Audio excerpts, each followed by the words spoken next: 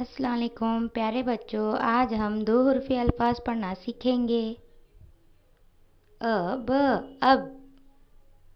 ब स बस, प र पर, त क तक, ट न टन, ज ब जब, च ल चल, ह क हक, ख त खत, द स दस,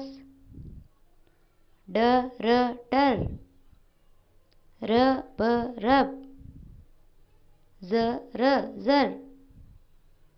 स च सच, श ब शब, स द सद,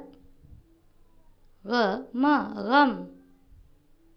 फ न फन, क द कद, क र कर,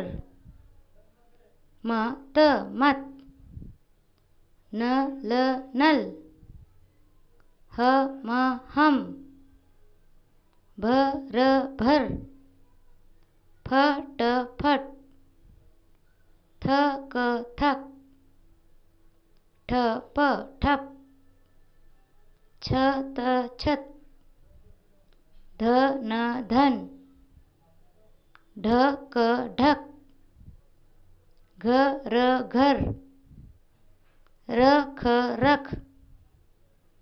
च ढ़ चढ़। शुक्रिया।